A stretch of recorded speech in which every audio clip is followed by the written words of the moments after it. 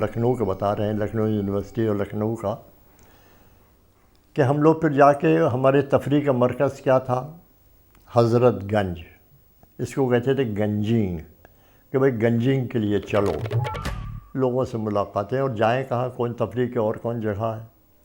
تو جتنے یہ انٹلیکچوئلس تھے اس زمانے میں، آل انڈیا ریڈیو لکھنؤ کے جو لوگ تھے خاص طور پر وہ، یعنی آل حسن ہمارے ایک بڑے عزیز دوست تھے احتشام صاحب کے بھانجے، وہ آل انڈیا ریڈیو لکھنؤ میں اناؤنسر تھے، اور لاجواب آواز اور بڑا لٹک کے ساتھ گفتگو کرتے تھے. ان کے لہجے لوگ سننے کے لیے بےتاب رہتے تھے.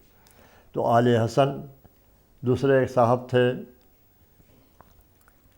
انگریزی، ان کی خاص چیز تھی، وہ آل انڈیا ریڈیو میں پروڈیوسر تھے وہ. اور ہمارے یونیورسٹی کے ڈی پی مکھرجی ایک صاحب تھے پروفیسر، جن کی کتابیں بھی بہت مشہور ہیں. موسیقی کا بہت شوق تھا، لٹریچر پر بے پناہ اچھی نظر تھی. آپ جس سبجیکٹ پہ کہیے اور وہ بولتے، بے تکان بولتے جاتے تھے. سلام مچھلی شہری انہی دنوں لکھنؤ میں ریڈیو پر ملازم تھے. اور ہمارے عزیز دوست مجاز لکھنوی. پھر ڈاکٹر علیم کبھی آئے، کبھی حسین ظہیر صاحب آئے، کبھی کوئی. کافی ہاؤس میں ایک جمگھٹ سا ہو جاتا تھا، ایک میز کھینچ لی، ایک میز ہے، آ کے لوگ بیٹھ گئے، کافی کا آرڈر دے دیا گیا اور گپ شپ ہو رہی ہے. کوئی سوال آ گیا، کوئی پیش کر دیا، کوئی بحث شروع ہوئی. پھر ڈی پی مکھرجی کی گفتگو ہے، لچھے دار گفتگو اور بہت گہرے معنی کی گفتگو ہو رہی ہے، اور لوگ اس پر بحث کر رہے ہیں. کبھی انہوں نے مجاز کے لطیفے ہونے لگے. وہ خاص طور پر اس بیچارے کے ساتھ سلام مچھلی شہری کی بہت کھنچائی کرتے رہتے تھے ہمیشہ. دوست تھے ہی لیکن لطیفے. کہہ رہے ہیں بھائی یہ آپ جانتے ہیں نا، یہ جو صاحب بیٹھے ہیں، آپ کا تعارف نہیں آپ کو معلوم. آپ تو یہ جانتے ہیں کہ ایٹم بم ہیروشیما پر گرا تھا اور آپ ہماشیما پر گرتے رہتے ہیں. وہ بیچارے مسکراتے رہتے تھے. وہ ذرا کمگو آدمی تھے اور ذرا وہ لچھے دار گفتگو نہیں کر سکتے تھے. سلام کہہ رہے ہیں بھائی ایک بات تو ماننا پڑے گا، وہ یہ کہ سلام اگر انگریزی میں ترجمہ کوئی کر دے اس کی شاعری کی تو بہت بڑا شاعر ہو جائے گا. یہ اس طرح بھی مچھلی شہر کا سب سے بڑا شاعر تو ہے بھائی یہ. اور مجاز کے فقرے بازیاں، ادھر سے مجاز ایک فقرہ کہیں، ادھر سے منیش نارائن سکسینہ کا دوسرا فقرہ آوے. یہ دونوں لکھنؤ کے لچھے دار گفتگو کے ماہر. تو منیش اور مجاز جب بیٹھتے تھے کافی ہاؤس میں تو بس سمجھو کہ پھلجھڑیاں اڑتی تھیں. بھائی مجاز کلکتے میں پیس کانگریس ہو رہی ہے، چلے جاؤ. ہم نے کہا ان سے وہیں کافی ہاؤس میں، کہنے ارے یار ہم خود کٹ پیس ہو رہے ہیں، ہم کہاں پیس کرتے پھریں گے آخر میں. پھر کبھی ایسا ہوتا تھا کسی کا ایک مصرعہ دے دیا گیا، مثلاً یہ کہ دبیر کا ایک مصرعہ دے دیا گیا کہ شیر کی آمد ہے کہ رن کانپ رہا ہے. اب اس پر مصرے لگا رہے ہیں لوگ اور کچھ نہیں، کوئی شعر بھی نہیں ہے، بس مصرے لگاؤ. کسی نے لگایا مصرے پہ، اسی مصرے پہ مصرع لگا دیا کہ مائک پر کھڑا آل حسن کا، آل حسن ہمارا اناؤنسر، مائک پر کھڑا آل حسن کانپ رہا ہے. دوسرے نے ایک مصرع لگا دیا. اس زمانے میں ایک مشہور بیٹسمین تھا انگلش ٹیم کا جو آئی ہوئی تھی ٹیم، ہٹن. تو بولر ہے بڑا سخت، ہٹن کانپ رہا ہے کہ شیر کی آمد ہے کہ رن کانپ رہا ہے. اب یہ چل رہا ہے قصہ. مجاز کچھ بیہودہ قسم کے، فحش قسم کے مصرے دے دیے جاتے. تو اس میں سب سے زیادہ کمال ہمارے دوست مجاز دکھلایا کرتے تھے، یا منیش نارائن سکسینہ اس قسم کے فحش مصرے پر مصرے لگانے کا. یہ ایک ہی زمانہ ہے، 1911 ہی ہے پیدائش فیض کی بھی. فیض سیالکوٹ میں 1911 میں پیدا ہوئے. مجاز 1911 میں رودولی میں پیدا ہوئے. باپ ملازم تھے لکھنؤ، تو لکھنؤ کے اسکول سے انہوں نے، امین الدولہ اسکول سے انہوں نے ہائی اسکول پاس کیا. اس کے بعد آگرے چلے گئے. باپ آگرے چلے گئے. آگرہ میں سینٹ جانس کالج میں داخلہ ہوا. انجینئر بننے کا شوق پیدا ہوا، اس لیے سائنس کے سبجیکٹ لے لیے. بھلا اب سوچ بھی ہم نہیں سکتے تھے کہ مجاز کے ذہن میں کبھی ایسی بات بھی آئی ہوگی کہ ہم انجینئر بنیں. لیکن بہرحال انہوں نے سائنس کے سبجیکٹ لیے. لیکن اب کیا کیا جائے، اتفاقات. جس محلے میں مکان ملا تھا وہاں فانی، مشہور اردو کے غزل گو شاعر فانی بدایونی، وہ ان کے پڑوس میں تھے، اور ان کے کلاس میٹ کون ہوئے؟ جذبی صاحب، وہ دوسرے شاعر۔ اپنی سوئی ہوئی دنیا کو جگا لوں تو چلوں، اپنے غم خانے میں ایک دھوم مچا لوں تو چلوں، اور ایک جام مے تلخ چڑھا لوں تو چلوں، ابھی چلتا ہوں ذرا خود کو سنبھالوں تو چلوں، جانے کب پی تھی ابھی تک ہے مے غم کا خمار، دھندلا دھندلا نظر آتا ہے جہاں بیدار، آندھیاں چلتی ہیں دنیا ہوئی جاتی ہے غبار، آنکھ تو مل لوں ذرا ہوش میں آ لوں تو چلوں، وہ میرا سحر وہ اعجاز کہاں ہے لانا، میری کھوئی ہوئی آواز کہاں ہے لانا، میرا ٹوٹا ہوا وہ ساز کہاں ہے لانا، ایک ذرا گیت بھی اس ساز پہ گا لوں تو چلوں، اپنی سوئی ہوئی دنیا کو جگا لوں تو چلوں۔ تو شاعری کا چسکا ایسا لگا آگرے میں کہ فانی کی صحبتوں میں، دوسرے شاعروں کی صحبتوں میں، اور جذبی کے ساتھ اس شاعر شاعری کے مزے میں یہ لہر میں چلے گئے، پڑھنا لکھنا چھوٹ گیا، فیل ہونے لگے۔ پھر ماں باپ نے سوچا کہ بھئی کیا کیا جائے، تو علی گڑھ بھیج دیا، علی گڑھ یونیورسٹی پڑھو جا کے، یہاں سوشل سائنسز کے سبجیکٹ دلا دیے کہ ضرور سائنس نہیں پڑھو، یہ پڑھو۔ کون پڑھتا ہے اس زمانے میں؟ یہاں اور بڑا جم گھٹا علی گڑھ میں، یہاں سردار جعفری بھی موجود، یہ بھی موجود ہے، سبط حسن بھی موجود، اختر رائے پوری موجود، جنہوں نے کہ بہت بڑا رول پلے کیا اردو ترقی پسند مصنفین کے سلسلے میں، ترقی اردو کے سلسلے میں۔ اردو کی جو مشہور و معروف ڈکشنری نکلی ہے عبدالحق صاحب کے نام سے، اس میں سب سے بڑا کام اختر صاحب کا تھا۔ غرض کہ ایسی جب صحبت ملے کہ اس میں سبط حسن بھی ہو، سردار جعفری بھی ہو، اختر وہ بھی ہو، رائے پوری بھی ہو، تو ظاہر مجاز کا رنگ اور کھلنے لگا اور ان کی شاعری چمکنے لگی۔ اور جب شاعری چمکی تو یہ وہ زمانہ ہے اردو کی ادب پر سمجھنا چاہیے، پورا نثری اور نظم اور شعری ادب پر یہ وہ زمانہ ہے جب نئی نسل آ رہی تھی۔ نثر میں کرشن چندر، بیدی، عصمت چغتائی وغیرہ یہ لوگ آ رہے تھے افسانہ اور ناول لے کے، شاعری میں فیض، مجاز، سردار جعفری، یہ لوگ سب آ رہے تھے۔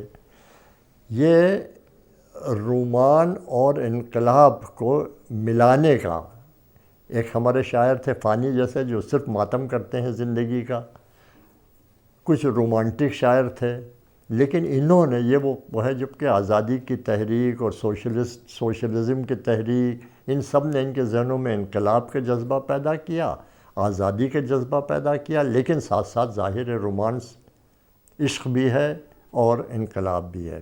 یعنی تو اس آنچل سے ایک پرچم بنا لیتی تو اچھا تھا۔ اپنے محبوبہ سے بھی کہیں گے کہ تو آنچل تو بہت اچھا ہے، لیکن تو اس آنچل سے ایک پرچم بنا لیتی تو اچھا تھا، بقول مجاز۔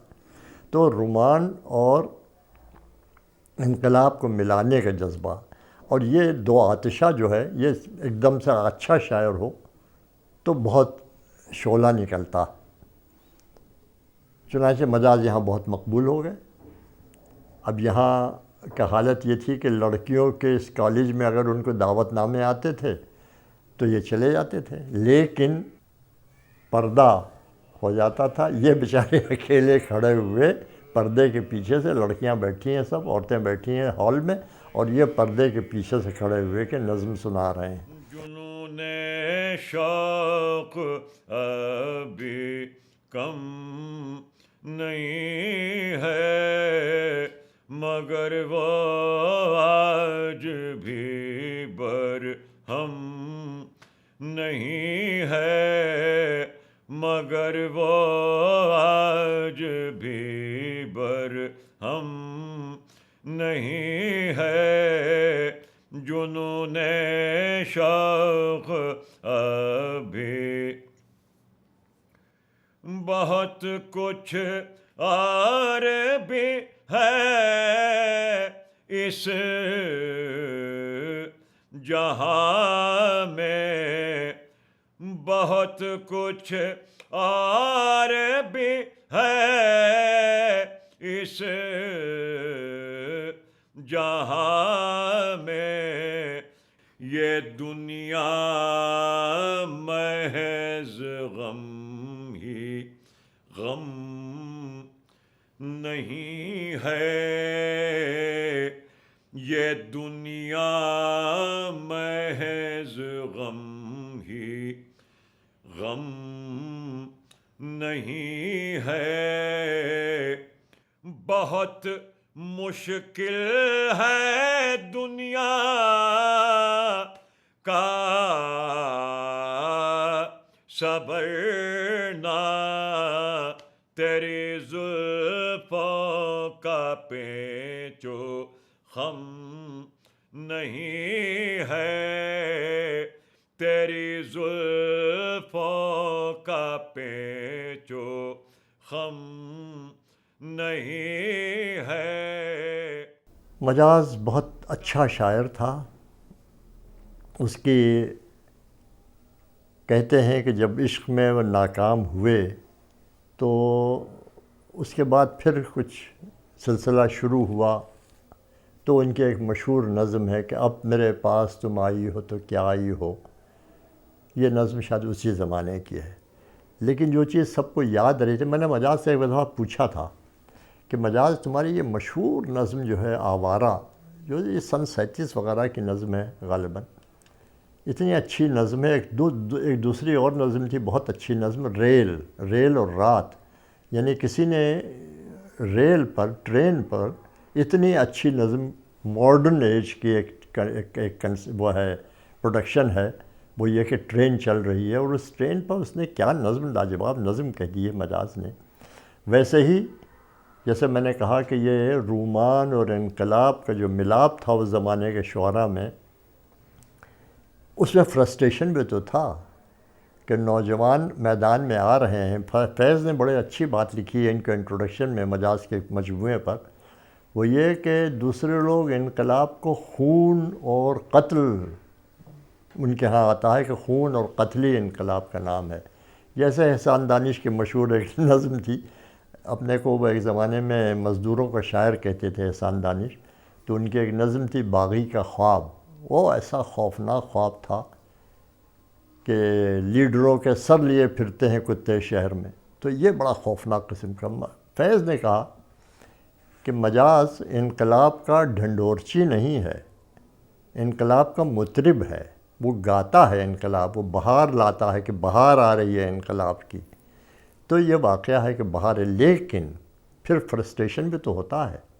چنانچہ وہ فرسٹریشن ہے، وہ مشہور و معروف نظم جو ہے اس کی آوارہ، شہر کی رات اور میں آوارہ پھر ناکام اور ناآوارہ پھروں، اے غم دل کیا کروں، اے وحشت دل کیا کروں۔ راستے میں رک کے دم لے لوں میری عادت نہیں، لوٹ کر واپس چلا جاؤں میری فطرت نہیں، اور کوئی ہم نوا مل جائے یہ قسمت نہیں، اے غم دل کیا کروں، اے وحشت دل کیا کروں، اے غم دل کیا کروں۔ ایک محل کی آڑ سے نکلا وہ پیلا ماہتاب، جیسے ملا کا ماما، جیسے بنیے کی کتاب، جیسے مفلس کی جوانی، جیسے بیوہ کا شباب، اے غم دل کیا کروں، اے وحشت دل کیا کروں، اے غم دل کیا کروں۔ اور بڑھ کے سندر سبھا کا ساز و ساما پھونک دوں، اس کا گلشن پھونک دوں، اس کا شبستان پھونک دوں، تخت سلطان کیا میں سارا قصر سلطان پھونک دوں، اے غم دل کیا کروں، اے وحشت دل کیا کروں، اے غم دل کیا کروں، اے وحشت دل کیا کروں، اے غم دل کیا کروں۔ بڑھ کے اس تیمور کے ہاتھوں سے خنجر توڑ دوں، تاج پر اس کے دمکتا ہے جو پتھر توڑ دوں۔ کوئی توڑے یا نہ توڑے میں ہی بڑھ کر توڑ دوں، اے غم دل کیا کروں، اے وحشت دل کیا کروں، اے غم دل کیا کروں۔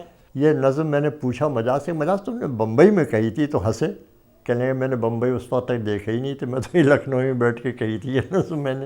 حالانکہ اس میں جو امیجری ہے وہ پوری بمبئی، یعنی مطلب مجھے ایسا لگتا ہے جیسے وہ میرین ڈرائیو کو دیکھ کے مجاز نے وہ نظم کہی ہے، لیکن ایسا وہ اس وقت تک بمبئی دیکھا ہی نہیں تھے انہوں نے جب نظم کہہ دی۔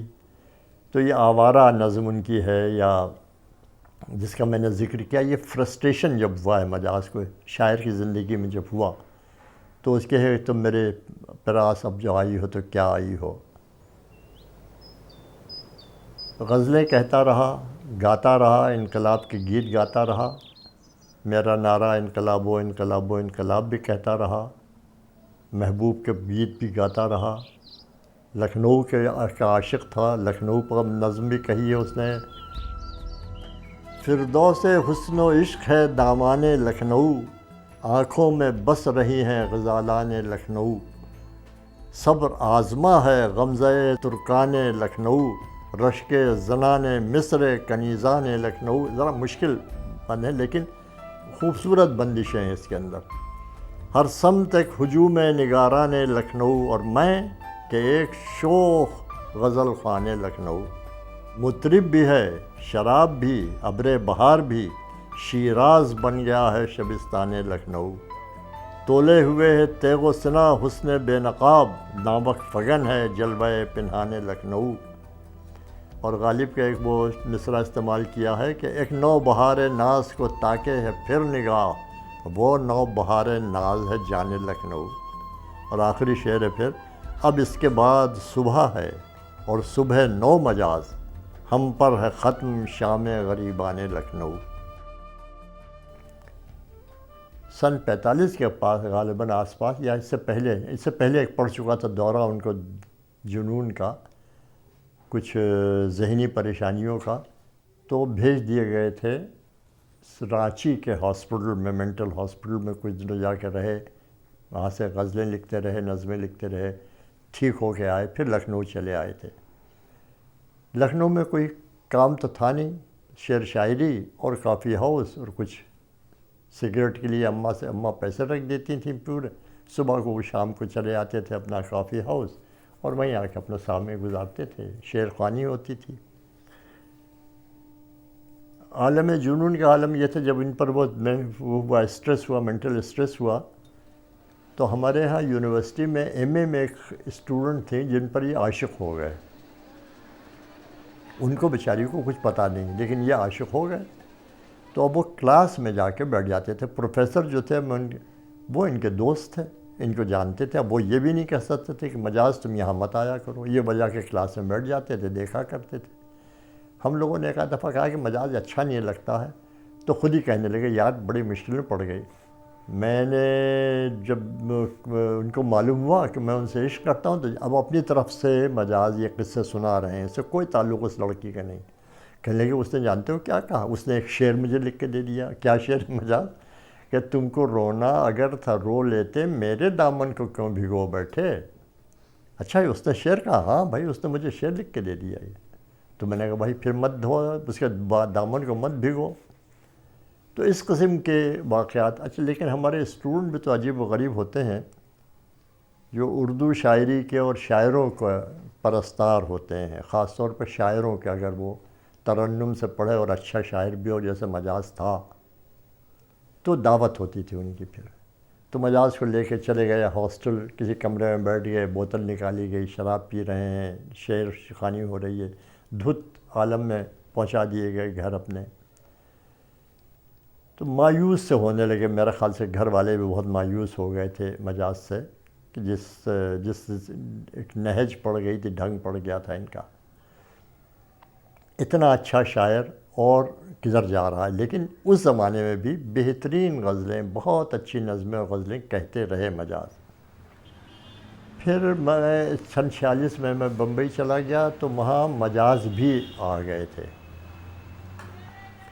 لوگوں نے کہا ہوگا کہ چلو وہاں فلمی دنیا میں قسمت آزماؤ، کچھ پیسے کماؤ، تو یہ وہاں بمبئی آ گئے۔ بمبئی وہ جگہ ہے جہاں مجاز بہت بری طریقے سے بیمار ہوئے، یعنی سر سے پیر تک آبلہ چھالے پڑے ہوئے تھے، پیپ بہتی تھی، خون نکلتا تھا۔ ایک شخص تھا، صرف ایک شخص، پرانے دوست منیش سکسینہ، جس نے اس طرح ان کی خدمت کی ہے، ایسی تیمارداری کی ہے کہ میرے خیال سے مشکل سے ملے گا کہ کسی دوست نے کسی دوست کی اس طرح تیمارداری کی ہو جس طرح منیش نے مجاز کی۔ یہ شخص نہ صرف یہ کہ ان کو ڈاکٹر کے پاس لے جاتا تھا، دوائیں لاتا تھا، ہر وقت مقررہ پر جو وقت تھا اس پر دوا کھلانا، دوا پلانا، نہلا کے مرہم لگانا، پٹیاں کرنا، مجاز کے ہر طریقے سے خدمت کر کے اس قابل کر دیا کہ مجاز بالکل ٹھیک ہو گئے، سارے چھالے غائب ہو گئے، مواد پیپ وغیرہ جتنے ان کے کپڑے تھے وہ منیش دھوتا تھا بیچارہ، اور یا نئے کپڑے بنا کے ان کو پہناتا تھا۔ اس طرح اس نے خدمت کی جیسے کوئی ماں اپنے بیٹے کی خدمت کر سکتی ہے، ویسے ہی منیش نے مجاز کی خدمت کی تھی، تیمارداری کی ہے۔ اور پھر مجاز ٹھیک ہو کے لکھنؤ واپس آ گئے۔ لکھنؤ واپس چلے گئے، اس کے بعد ظاہر ہے ہماری بھی ملاقات نہیں ہوئی مجاز سے، بمبئی میں تو ہوتی رہتی تھی۔ پھر ملاقات نہیں ہوئی تو ایک دفعہ لکھنؤ یونیورسٹی میں میری چھوٹی بہن وہاں پڑھتی تھی، تو وہ اردو کی وہاں کے یونین کی بڑی لیڈر ہو گئی، اور انہوں نے اردو کے کانفرنس کی، وہاں پر بہت بڑی کانفرنس کی۔ اس میں کے ایم منشی جو گورنر تھے وہ بھی انہوں نے پریسائڈ کیا، بڑے بڑے ادیب، عصمت چغتائی، کرشن چندر اور سردار جعفری اور مجاز اور یہ لوگ سب پہنچ گئے اس کانفرنس میں۔ مشاعرہ ہوا، بہت کامیاب مشاعرہ، اسے مجاز نے بہت اچھی غزلیں پڑھیں، اور بالکل نارمل جیسے تھے وہ ایک زمانے میں ہوتے تھے ویسے ہی ہو گئے، اور نظریں پڑھیں، گپ ماری، لوگوں سے باتیں کی، قہقہے لگائے، اس کے بعد چلے گئے۔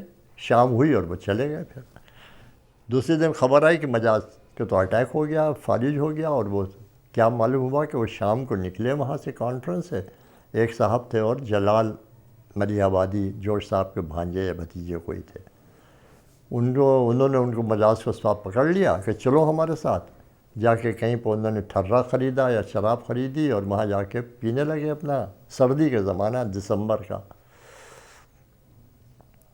وہاں امینا کچہری روڈ سے نیچے اترو تو وہاں ایک وہ جگہ تھی جہاں پر بسیں کھڑی ہوتی تھیں، تو وہاں جا کے انہوں نے پینا پلانا شروع کیا، جلال نے اور مجاز نے بھی۔ اس کے بعد کہنے لگے یہاں پولیس والے آ جائیں گے، چلو اوپر چلتے ہیں، تو ایک بس کے اوپر چلے گئے۔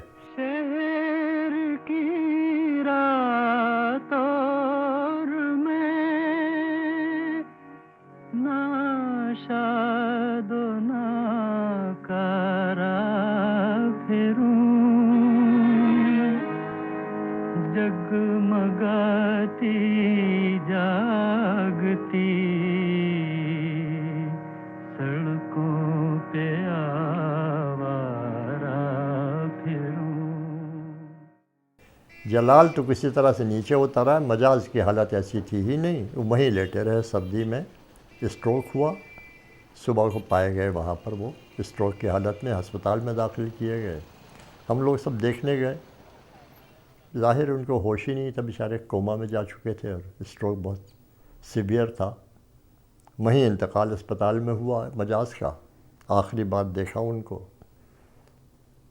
اس سے پہلے میں نے دیکھا تھا مجاز کو وہیں لکھنؤ میں، اسی زمانے میں یہ جاوید اختر ان کا بھانجا ان کو بہت عزیز تھا، چھوٹا سا تھا جاوید، اس کو کاندھے میں بٹھا یہ پھرا کرتے تھے اپنا، اس کو پڑھایا کرتے تھے اس کو، اور اتنے اچھی نقل کرتا تھا یہ ان کے پڑھنے کی، مجاز کے ترنم سے پڑھنے کی جاوید۔